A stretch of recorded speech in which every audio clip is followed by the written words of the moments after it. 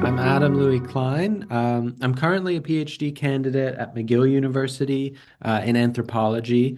But since October 7th, most of my work has been on Jewish advocacy and writing about anti-Zionism and helping to build a movement against anti-Zionism, develop a language, a theory, so that people can confidently name and oppose anti-Zionism as its own structure of Jew hatred. We have people all over the world right now. We have people in Australia. We have people in Poland, people in France who are beginning to spread the movement against anti-Zionism and also this language. And yeah, I'm excited to speak to you today, tell you more about the details and answer any questions you have.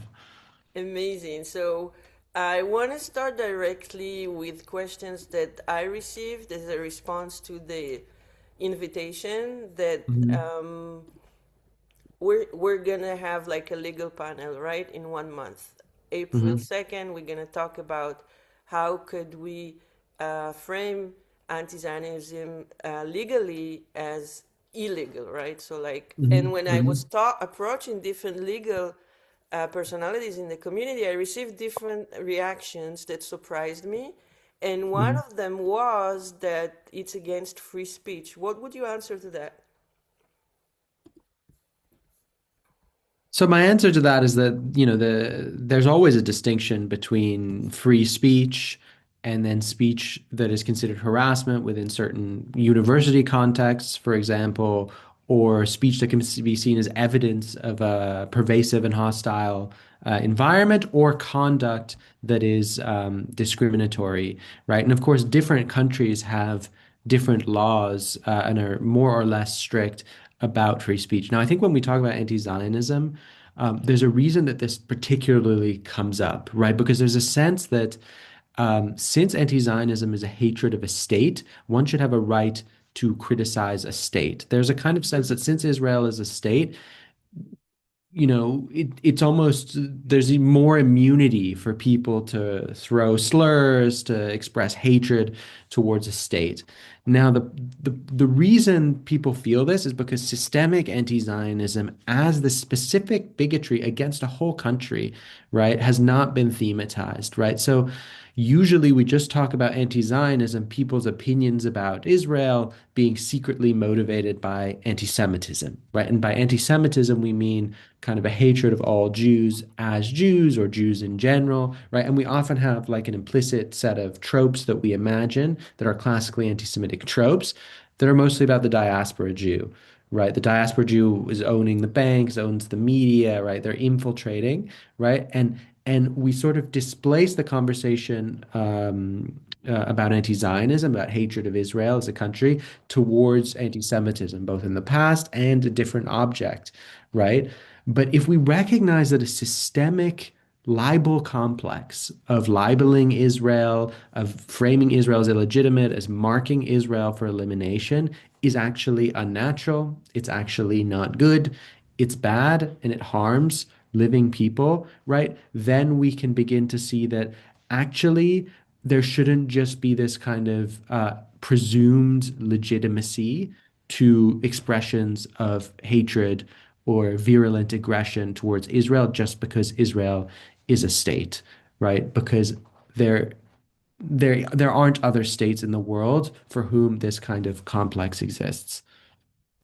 Yeah, so this is kind of like one of the main three pillars for Jew hatred in general is the double standard, right? So there's no other state in the world where people are asking for the state to unexist except for the Mhm. Jews. So that's kind of like a double standard, dehumanization, delegitimization, right? The DDD, if anyone did that, I'm Yeah, sure. so DDD. yeah, so I think Nathan Sharansky, what he's saying is clearly true, right? This does distinguish criticism of other states, right, from hatred of Israel. But I think that sometimes we've tried kind of used this still as a means of mapping it back into anti-Semitism, right? We say, well, these criticisms of Israel are anti-Semitism because they're not treating the other states this way, and of course it's the Jewish state. And I think there's a truth to that, right? It is the Jewish state. We wouldn't be seeing this if it wasn't the Jewish state. But when we solely rely on the three Ds, we aren't necessarily describing the actual core stereotypes and tropes and libels of anti-Zionism. So if you look at the three prevailing definitions of anti-Semitism, which were all created basically around this question of when is criticism of Israel anti-Semitism, using this notion of crossing the line, right? They all talk about classically anti-Semitic tropes, and they say, well, if you project classically anti-Semitic tropes onto Israel, then it's anti-Semitic.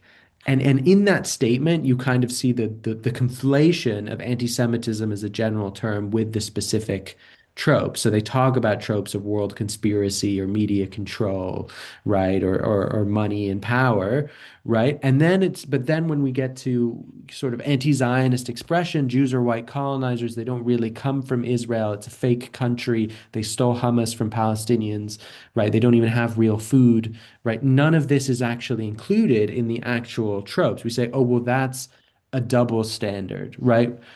Well, it's not really clear what that means to say that Israelis stealing their food from Palestinians is bigoted because it's a double standard, right? Like at that level, at that level of specificity, it doesn't really make sense. Oh, are you not saying that like I don't know, white Americans stole their food from Native Americans? I mean, usually they are, right? They would probably say both anti-Zionist. They would say Israel's a settler colonial state, America's a settler colonial state. Maybe they're not even using double standards there. What matters is the specific libel and how it functions, right? So I think if we're going to have a legal concept of anti-Zionism, it can't just be based in trying to map anti-Zionism back into anti-Semitism so that anti-Semitism is always the model. It has to specifically talk about like the stereotypes that are specific to anti-Zionism, which is the white colonizer stereotype. Like it's a specific construction of Jews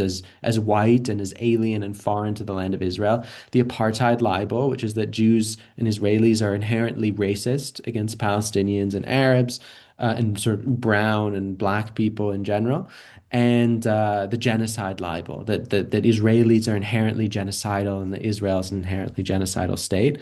Uh, and we have to also describe to people how anti-Zionists sort of that's their behavior, right? They take kind of a clip from Al Jazeera that says Israel just murdered 50 children intentionally, and then they circulate it as if it's true, right? And it's a libel, right? It's usually not true. It's decontextualized. There isn't sufficient evidence, etc.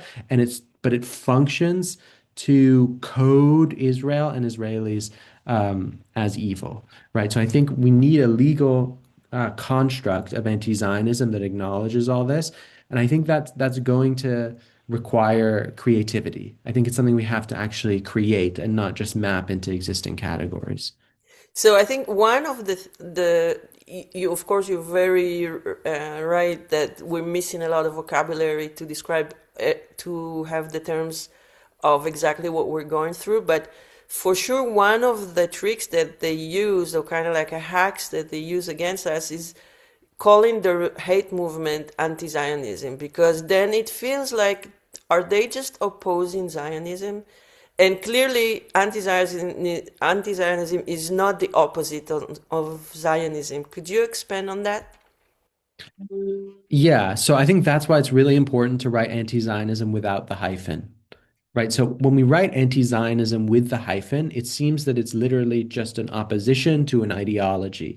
There's some kind of debate between two groups of people, some who believe in this ideology called Zionism, and other people who just don't believe in this ideology called Zionism for whatever reasons. Right. And what's completely obscured in that kind of conception that some sort of civic debate exists between Zionism and anti-Zionism is that there's a hate movement, anti-Zionism, without the hyphen, that is actually constructing Zionism in its own specific ways, and it's marking Jews as Zionists and stereotyping Jews as these quote unquote Zionists, these evil white colonizers. And so it's not a critique of an ideology. It doesn't even require that people it marks as Zionists even have any specific belief system.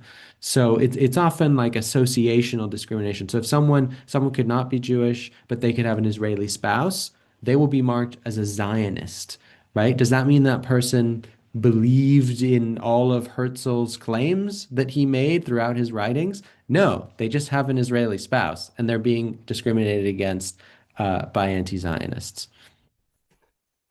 Yeah, so this is kind of like the second resistance that we had when we talked with different legal personalities, that they said, well, when anti-Zionists do bad things, we do come after them.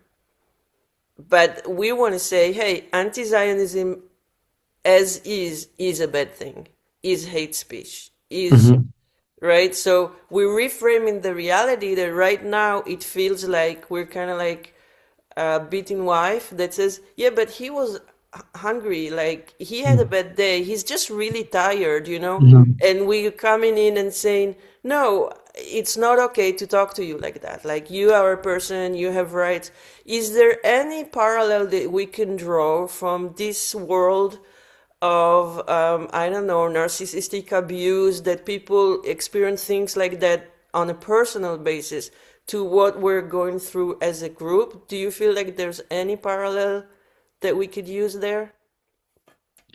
Yeah, I mean, I'm not a psychotherapist, but I think this goes back to the cross the line discourse, right? This dominant way of understanding anti-Zionism, the anti-Zionism has to cross the line into anti-Semitism, and that this is the same conversation as when criticism crosses the line into bigotry. So anti-Zionism is presumed legitimate in this conception, right? And unfortunately, in the Jewish community, there's a lot of the models we currently use are still operating this way.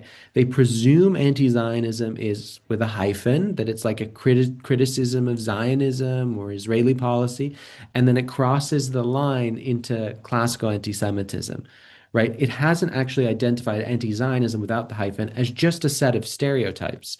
And I think once you see it as just a set of stereotypes, the whole pretense that it's sort of inherently protected, right, as critique disappears, right? Because all forms of racial discrimination or harassment have a political context, right? There's lots of forms of racism, right, against groups that are sort of vaguely connected to anti-immigration,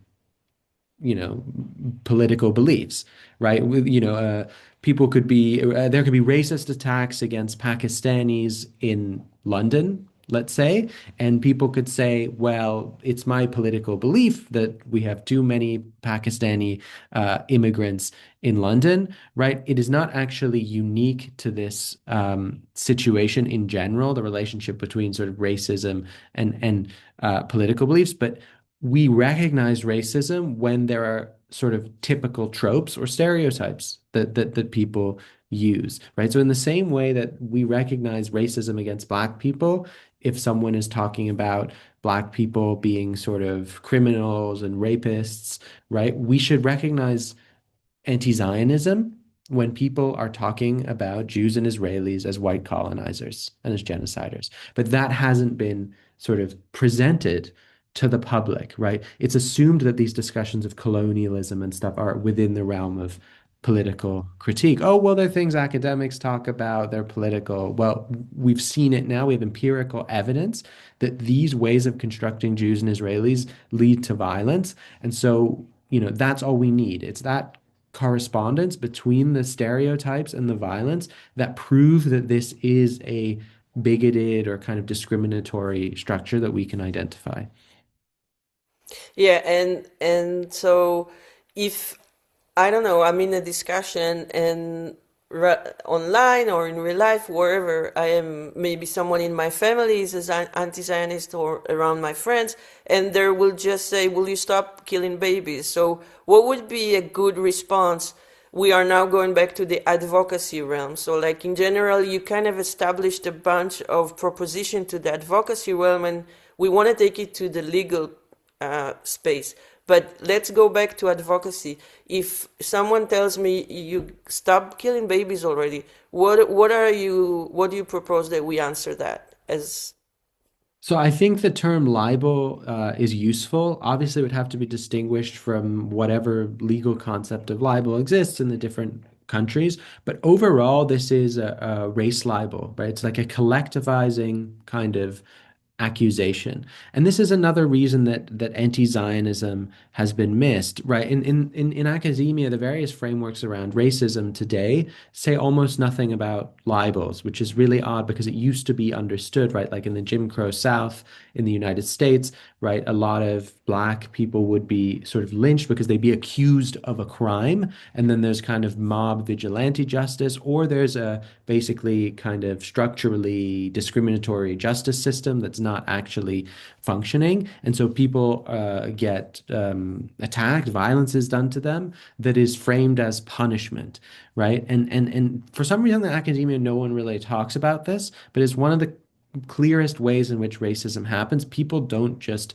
start doing violence against, oppressed groups. There are libels, there are claims about what the oppressed groups are doing that make it seem rational and justified. So these oppressed groups are, eating our children, they're killing our children, they're stealing our jobs or whatever. It's always that the groups are accused of doing something really bad, which then makes them look evil, makes it look justified. And that's why, when you talk to anti-Zionists, right, they say, I'm not anti-Semitic, I'm against genocide, apartheid, settler colonialism, and killing babies, as if that's a response, right? But the reason it seems like a good response is because no one's thematized libels, right? Basically, they were saying, I'm not against Jews as such, I'm just against all the evil things that Jews are doing. Now, of course, these libels about all the evil things Jews are doing are circulated because of the prejudice against Jews in the first place.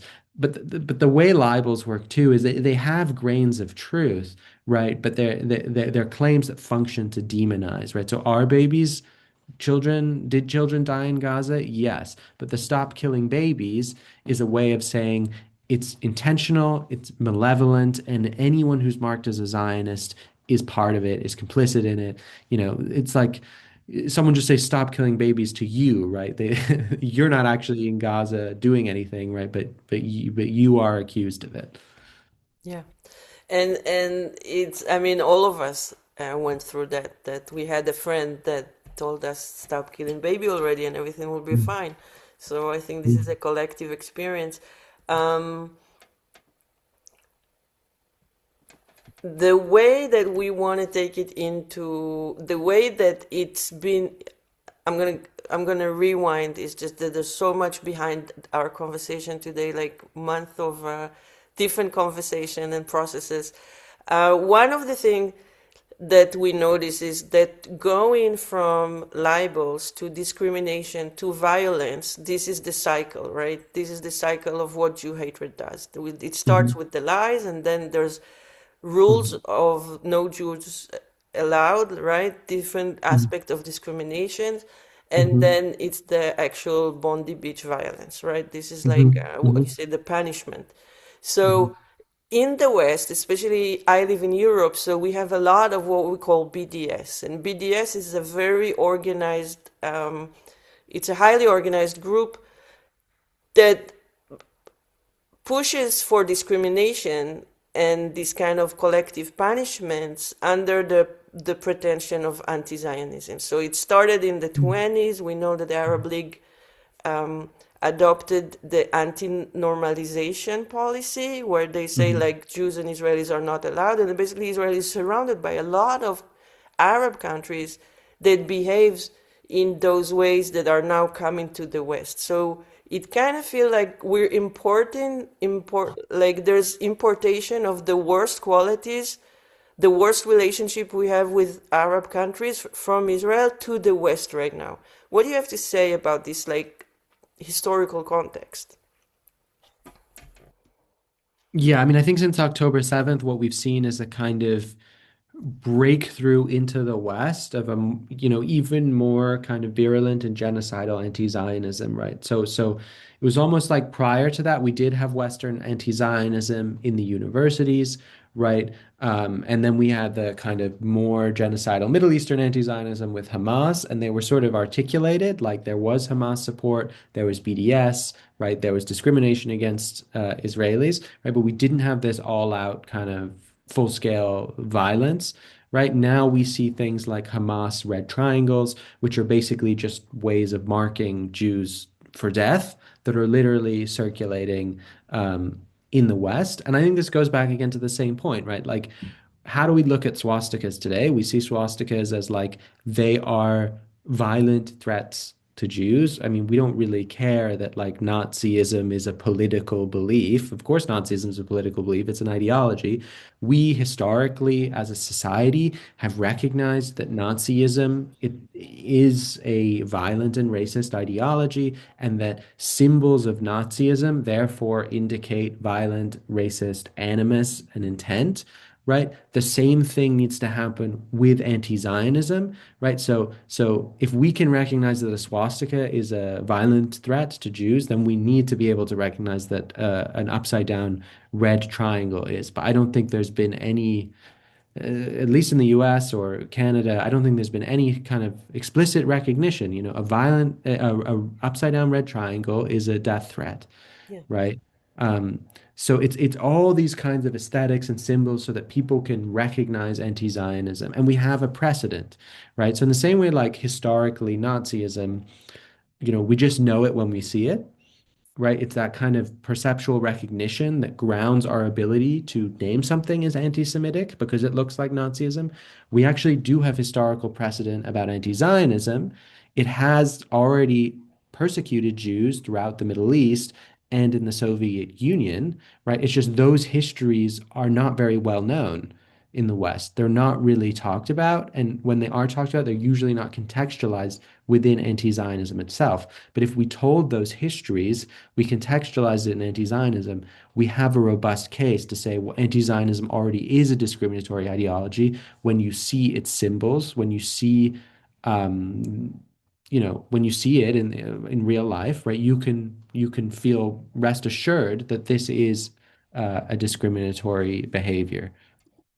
Yeah, and I mean, when you look at Arab countries, being in a relationship professionally or privately or any kind of normal relationship with an Israeli or a Jew will get you either killed or imprisoned or fined, and you would Mhm. be called a normalizer because the Mhm. idea of having any kind of normal like relationship with us is, of course, punishable by law.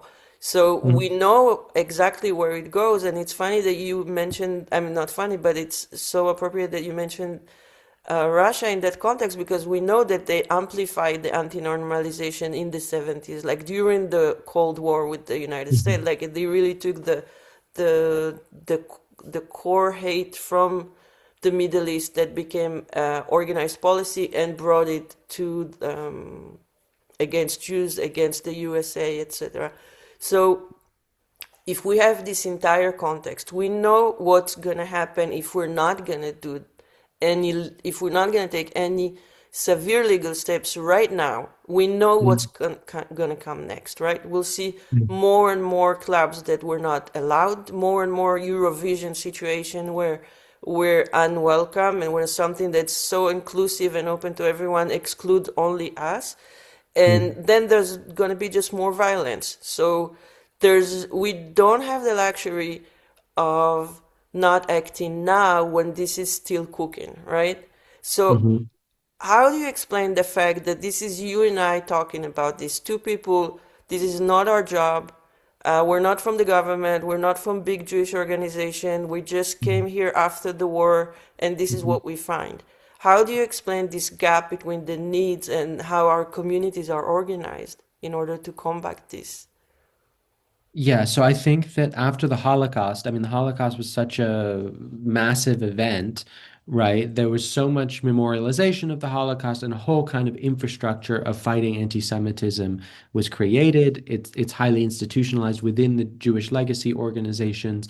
There's kind of government commitments to fighting anti-Semitism. But unfortunately, what has happened is Jew hatred has mutated, a new strain has emerged. It has a very effective rhetorical kind of architecture of displacing accusations of anti-Semitism, like the Livingstone formulation, as someone put there, right? Just saying it's criticism of Israel. And of course, that's where libel comes in as well, right?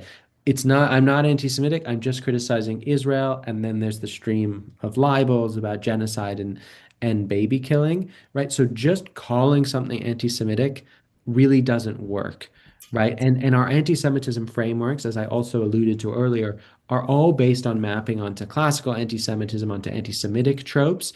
And so they just can't name or even make sense of anti-Zionism, which is also coming often from a different set of actors. It's coming from left-wing actors, and it's coming from people who aren't even they're not even extremists, right? Like they can be very respected professors in many ways, right? They can be people who are writing in the New York Times. And so anti-Zionism is systemic and it's increasingly normalized. And though we have the problem of right-wing anti-Semitism emerging, you still see it more in these kinds of influencers like Nick Fuentes, for example. It's not something that's captured whole institutions, right? So the fact that academia and NGOs and much of the liberal media was captured by anti-Zionism post October 7th, like if you look at the way the genocide libel, which was kind of incubated in academia based on these kind of theoretical constructs of settler colonial states that are inherently genocidal against an indigenous population, how quickly that kind of spread with it through this kind of mania of spreading libels all the way to the New York Times with Omer Bartov and his piece saying, "Oh, I'm an Israeli Holocaust scholar. I know a genocide when I see it." We really saw how these libels kind of pick up like viral sort of memes and then sort of recode an entire culture, right? And I think just calling things anti-Semitic, hoping the government will come and shut them down, isn't going to work. And another reason it doesn't work is because it seems like it comes from above, right? So it was like Trump's going to come into the campuses and just kind of shut down what people are saying. And so their experience that they are kind of that they are the victim, right? That they were criticizing an oppressive regime, and then the same kind of ally of the oppressive regime, the Trump, just comes and stops them from doing it because no one has really explained to them, oh, these are anti-Zionist libels, and constructed anti-Zionism as an oppression so that these people can actually see it and understand it. So I think the model we've been using of anti-Semitism discourse is also kind of passive. It sort of expects people in power to come and shut things down instead of clearly explaining in the public and meeting people where they're at and directly naming anti-Zionism as wrong. And so, is that like something we could use to say that anti-Semitism is from the right and anti-Zionism is from the left? So we do have crossovers, right? So Tucker Carlson now is this US conservative pundit. He's basically developing a kind of right-wing anti-Zionism. He's sort of rehabilitating certain connections between American Christians and often like Arab Christian anti-Zionists that have existed for a long time, but were always kind of submerged by the evangelical Zionist bloc in the US. So that's kind of an emerging phenomenon, is a kind of right-wing anti-Zionism. But obviously, originally, anti-Zionism comes from the left, and that's kind of its natural home, right? Because it constructs Israel as kind of a threat to international justice or universal norms. Like its default modality is not nationalist, right? It's kind of internationalist, that Israel is like a bad fascist ethno state. And so, yeah, anti-Zionism comes from the left, but we're seeing it migrate and we're seeing it become just like a general kind of cultural zeitgeist in which even right-wing figures will embed their sort of classical anti-Semitism or their medieval style anti-Judaism within it.